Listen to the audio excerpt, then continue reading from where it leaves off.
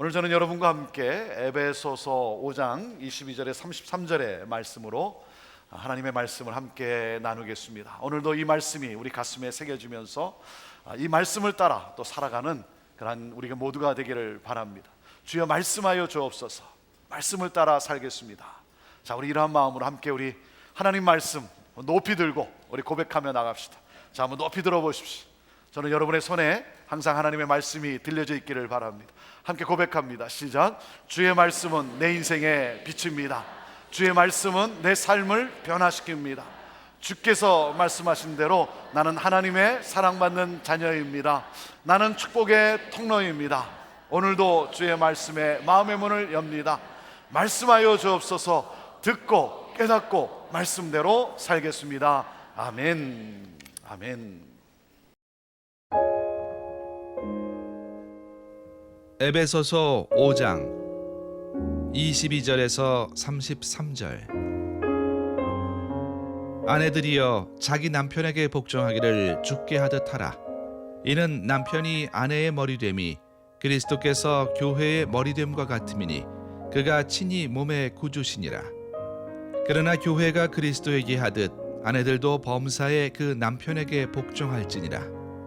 남편들아 아내 사랑하기를 그리스도께서 교회를 사랑하시고 위하여 자신을 주심같이 하라. 이는 곧 물로 씻어 말씀으로 깨끗하게 하사 거룩하게 하시고 자기 앞에 영광스러운 교회로 세우사 티나 주름 잡힌 것이나 이런 것들이 없이 거룩하고 흠이 없게 하려 하심이니라. 이와 같이 남편들도 자기 아내 사랑하기를 제 몸같이 할지니 자기 아내를 사랑하는 자는 자기를 사랑하는 것이라. 누구든지 언제든지 제 육체를 미워하지 않고 오직 양육하여 보호하기를 그리스도께서 교회를 보양함과 같이 하나니 우리는 그 몸의 지체임이니라. 이러므로 사람이 부모를 떠나 그 아내와 합하여 그 둘이 한 육체가 될지니 이 비밀이 크도다. 내가 그리스도와 교회에 대하여 말하노라. 그러나 너희도 각각 자기의 아내 사랑하기를 자기같이 하고 아내도 그 남편을 경외하라.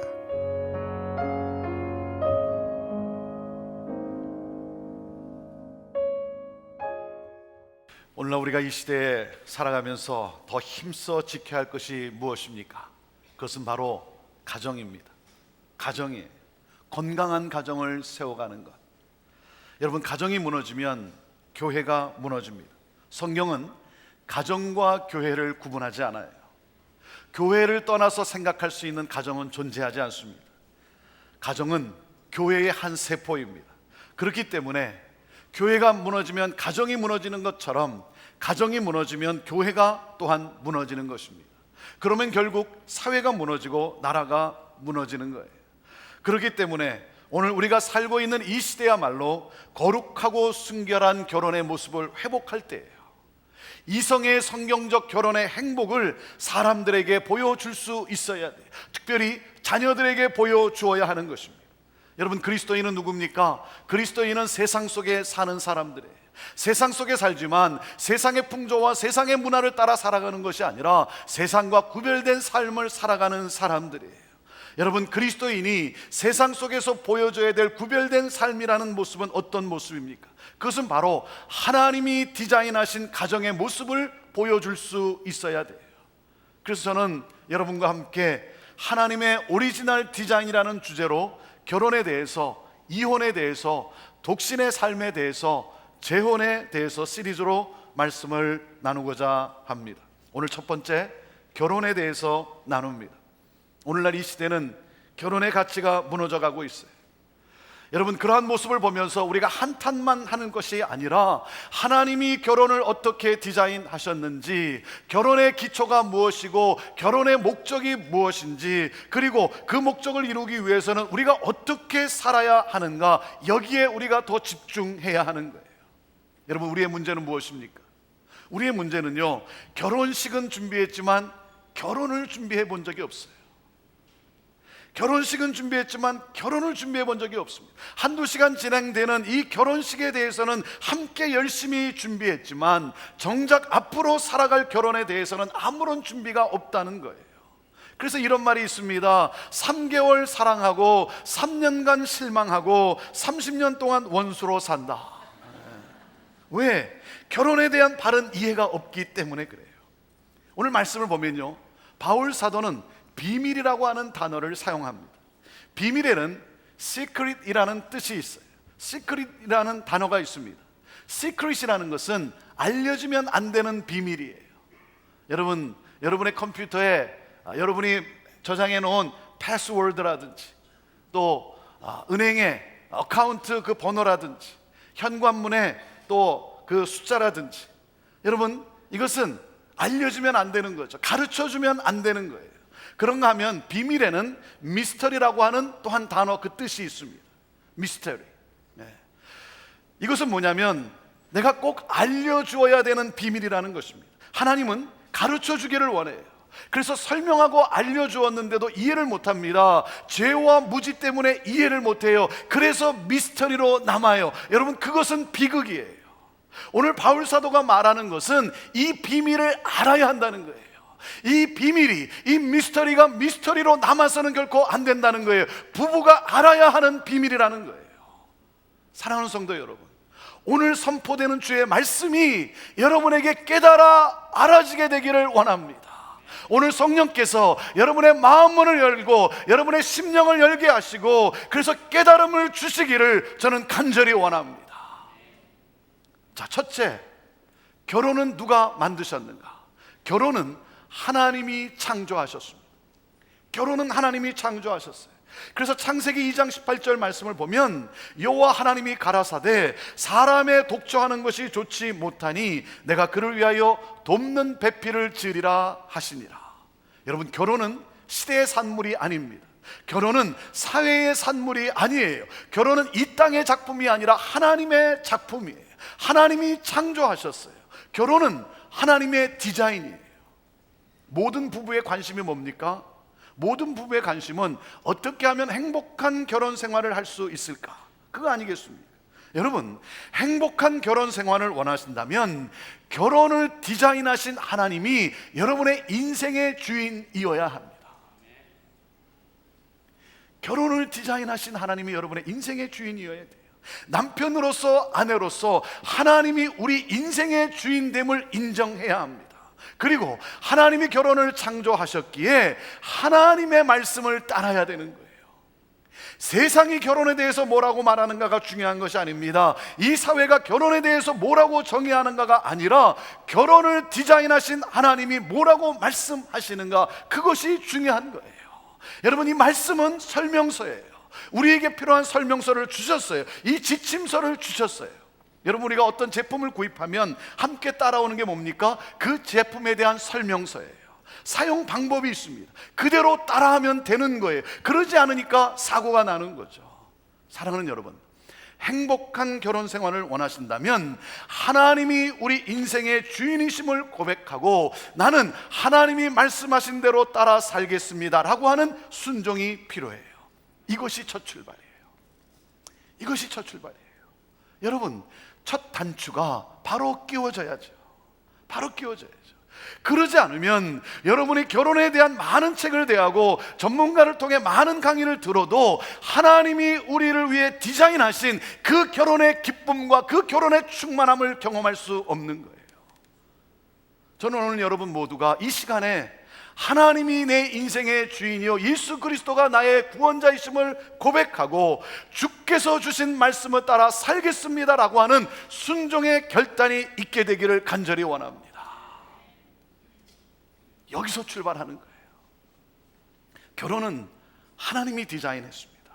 둘째, 결혼의 기초는 무엇인가? 결혼의 기초는 예수 그리스도 복음입니다. 예수 그리스도 복음이에요. 여러분, 세워진다라고 말할 때 중요한 것이 뭡니까? 기초입니다. 건강한 가정, 건강한 공동체가 세워지려면 기초가 중요한 것이죠. 너무나 많은 부부들이 이혼뿐만 아니라 흔들리고 있어요. 왜 그렇습니까? 기초가 잘못되어서 그런 거예요. 인본주의 시대를 살아가면서 많은 사람들이 자기의 감정, 자기의 생각, 자기의 이익을 기초로 삼아요. 그러니까 자기의 감정이 상하면 자기의 이익에 배치가 되면 흔들리는 거예요. 깨어지는 거예요.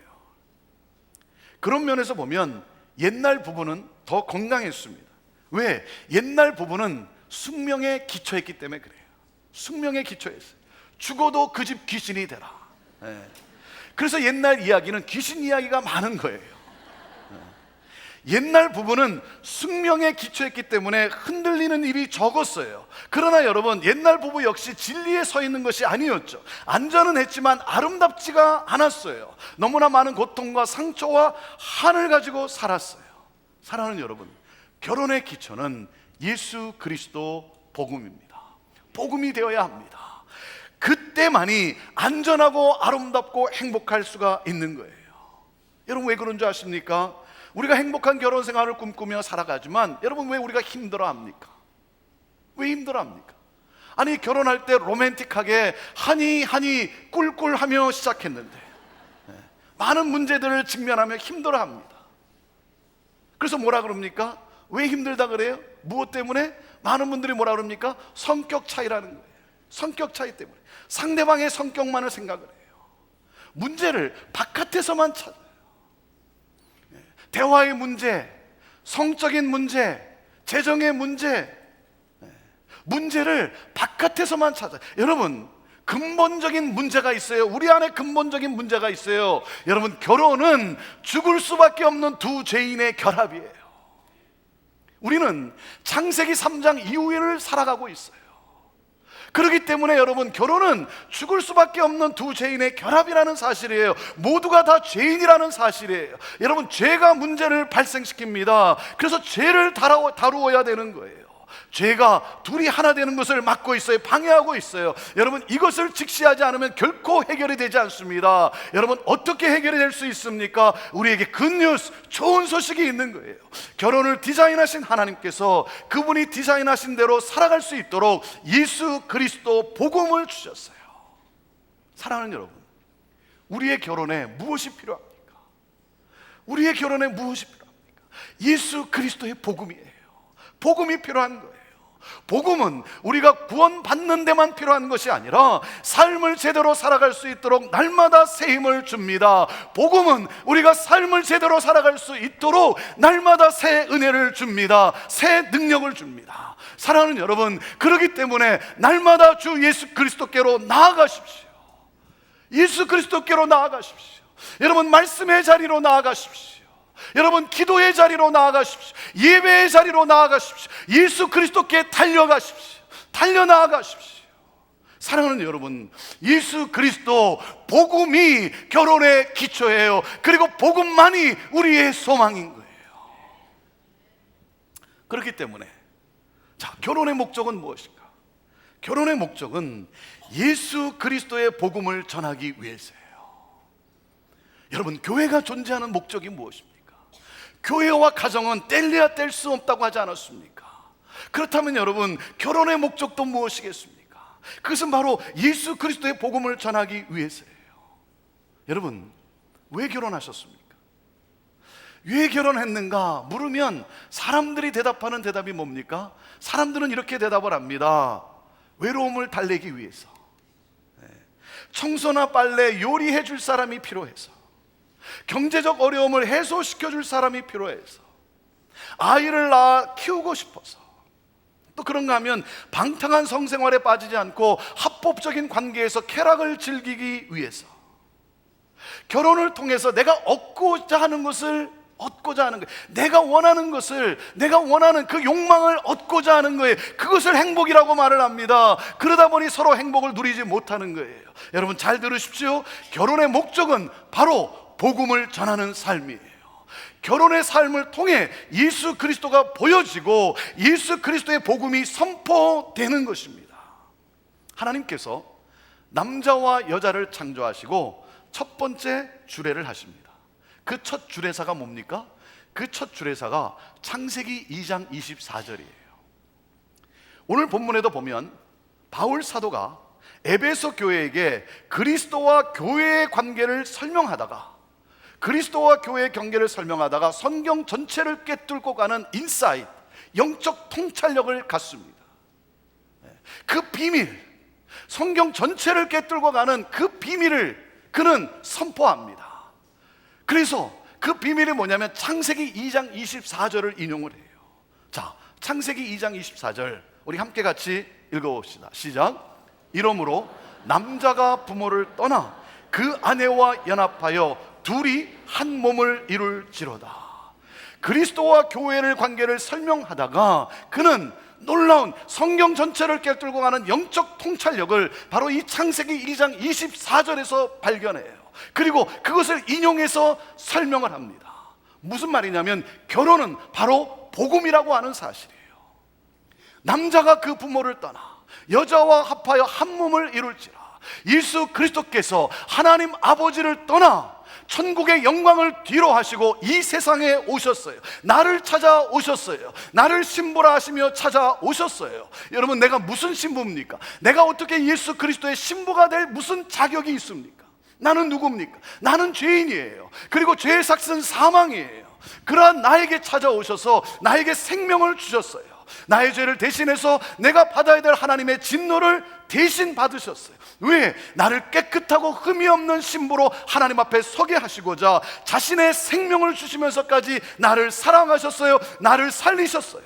예수님은 십자가로 맡긴 담을 허무시고 하나됨을 이루셨어요. 한 몸 되게 하셨어요. 나를 순결한 신부로 하나님이 창조하신 그 삶을 다시 살도록 하셨어요. 하나님의 가정의 일원이 되게 하셨어요. 사랑하는 여러분, 이것이 바로 결혼의 하나님의 창조하신 오리지널 디자인 목적이라는 거예요. 결혼은 바로 이 굿뉴스, 복음을 증거하는 삶이라는 거예요.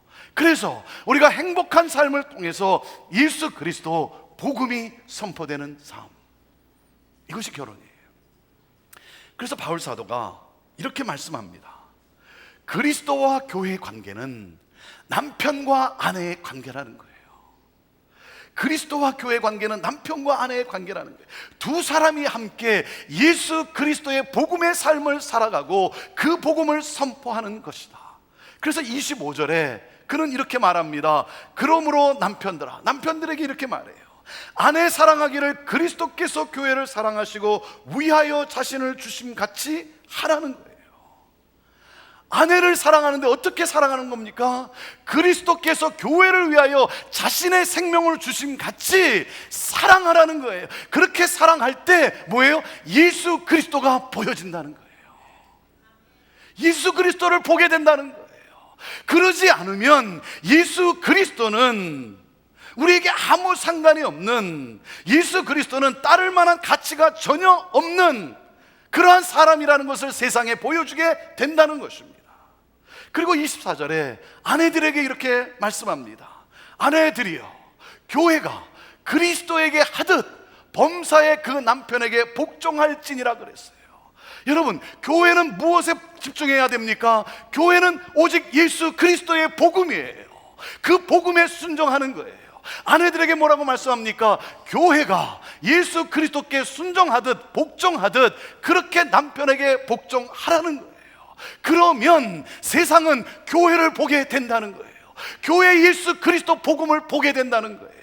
그러지 않으면 어떻게 된다고요? 그러지 않으면 예수 그리스도는 무시해도 되는 사람이라는 것을 세상에 보여주고 마는 것이라는 거예요. 사랑하는 여러분, 이것을 지키지 않는다면 우리는 성경을 떠난 사람이고 성경을 모르는 사람이라는 거예요. 복음을 결코 능력 있게 증거하지 못한다는 거예요. 사랑하는 여러분, 결혼해서 복음을 보아야 돼요. 결혼을 보면 복음이 보여야 되는 거예요. 결혼은 복음을 증거하는 삶이라는 거예요. 바울은 이것을 미스터리라고 말하는 거예요. 이것을 비밀이라고 말하는, 우리가 알아야 되는 비밀이라고 말씀하고 있어요. 저는 오늘 여러분의 심령 속에 성령께서 역사하셔서 이 비밀로 여러분이 다시 한번 흥분할 수 있게 되기를 바라요. 이 비밀로 다시 한번 여러분이 깨어날 수 있게 되기를 바라요. 예수 그리스도를 믿는다고 나는 크리스찬이라고 하지만, 사랑하는 여러분, 이 비밀을 모른다고 한다면, 이 비밀에 대한 깨달음이 없다고 한다면, 사랑하는 여러분, 우리의 삶은, 우리의 가정은 결코 하나님 나라를 확장하는 하나님의 꿈을 이루는 그러한 삶이 되지 못한다라고 하는 사실이에요. 결혼을 보면 복음이 보여야 되는 거예요. 그러므로 결혼을 통해 이 복음의 능력을 증거하는 삶이라고 하는 사실이에요. 그래서 남편들은 그리스도를 세상에 보여주는 자예요. 아내는 교회를 세상에 보여주는 자예요. 저와 여러분의 결혼은 예수 그리스도와 교회의 관계라고 하는 사실이에요. 복음을 세상에 보여주는 것, 이것이 바로 결혼의 목적이라는 거예요. 자, 그렇다면 하나님이 디자인하신 이 결혼의 목적을 이루기 위해서는 우리가 어떻게 살아야 되는가? 뭐라고 말씀하고 있습니까? 넷째, 이겁니다. 결혼의 삶은 복종과 사랑이라는 거예요. 결혼의 삶의 두 키워드는 복종과 사랑이라는 사실이에요. 아내들은 남편에게 왜 복종해야 되는가? 자, 23절 말씀을 한번 보세요. 23절 말씀 함께 읽습니다. 시작. 이는 남편이 아내의 머리됨이 그리스도께서 교회의 머리됨과 같음이니 그가 친히 몸의 구주시니라 그랬어요. 남편은 아내의 머리라는 거예요. 아내는 남편의 돕는 배필이라는 것입니다. 하나님이 이렇게 디자인하셨어요. 그리스도와 교회의 관계에서 그리스도는 교회의 머리예요. 그리고 교회는 그리스도의 돕는 배필이라는 것입니다. 남편과 아내의 관계를 말씀하시는데 이것이 바로 하나님의 디자인이라는 거예요. 그리고 이것은 좋았어요. 아름답게 하나됨을 이루었어요. 서로 사랑하고 서로 섬기도록 하나님이 그렇게 디자인하셨어요. 그런데 창세기 3장에 죄가 들어왔어요. 죄가 하나님의 디자인을 망가뜨렸어요. 이 죄가 하나님의 디자인을 왜곡시키게 되었어요. 너무나 좋았는데, 복종과 사랑은 너무나 좋았는데, 이것이 이 죄로 말미암아 어떻게 왜곡되었냐면, 남편은 지배하고 군림하고 아내는 남편의 지도력을 무시하고 거절하고, 그렇게 되었어요. 여러분, 남편은 아내의 머리됨이라고 하는 이 머리됨이라는 것은 높고 낮음을 말하는 것이 아닙니다. 죄가 이것을 트위스트 시켰어요. 여러분, 그리스도 안에서 우리는 누구나 다 평등해요. 머리됨이라는 것은 책임을 말합니다. 아내를 위해 희생하는 것, 스스로 자발적으로 희생하는 사랑, 여러분, 아내에게 희생하는 사랑을 보여줌으로 예수 그리스도가 보여지는 거예요. 그 예수 그리스도를 보여주는 거예요. 남편들이요, 아내를 사랑하십시오. 아내를 사랑하십시오. 예수 그리스도께서 교회를 사랑한 것 같이, 자신의 생명을 던져서까지 희생하며 사랑한 것 같이, 남편들이요, 아내를 사랑하십시오. 그 남편에게 복종하지 않을 아내가 어디 있습니까? 이것이 하나님의 디자인이에요. 굴림과 지배가 아니라, 차별이 아니라, 사랑하는 여러분, 아내를 그렇게 사랑할 때 아내는 교회가 그리스도에게 순종하는 것처럼 그렇게 또 순종하는 거예요. 이것이 하나님의 디자인이라고 하는 것입니다. 하나님의 창조하신 본래의 결혼의 모습이라는 거예요. 여기에 행복이 있고 여기에 기쁨이 있고 여기에 복음이 증거되는 삶을 살게 된다는 거예요. 남편들은 어떻게 아내를 사랑할 수 있습니까? 예수 그리스도를 바라보십시오. 아내들은 남편에게 어떻게 순종하고 존중하고 복종할 수 있습니까? 예수 그리스도를 바라보십시오. 남편만 바라보면 깨져요. 아내만 바라보면 끝나고 말아요. 예수 그리스도를 바라보세요. 마태복음 14장에 보면 물 위를 걷는 베드로의 모습이 나옵니다. 걷다가 물을 보고 빠집니다. 여러분, 어떻게 빠지지 않고 걸어갈 수 있습니까? 예수님을 바라볼 때, 예수님을 바라볼 때, 예수 그리스도의 복음, 그 복음으로 우리 심령이 충만할 때, 사랑하는 여러분, 예수 그리스도의 복음이 우리 안에 흘러야 되는 것입니다.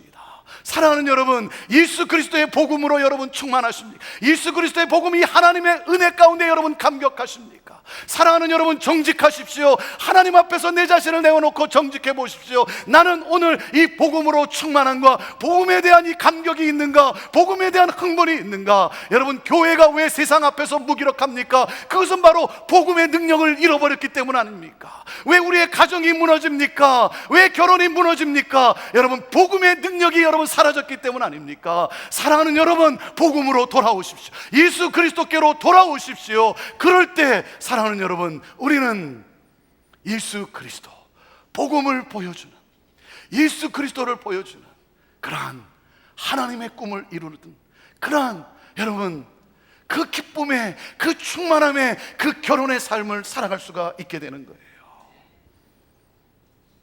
결혼은 하나님의 디자인이에요.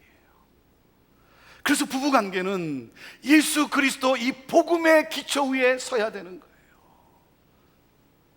결혼은 예수님께서 교회를 사랑하신 것처럼 아내를 사랑하고, 교회가 예수님께 순종하신 것처럼 남편에게 순종함으로써 복음을 증거하는 삶입니다. 그러므로 건강한 가정, 건강한 공동체를 이루어서 하나님 나라가 이 땅에 실현되는 그러한 여러분 삶을 살아가게 되는 거예요.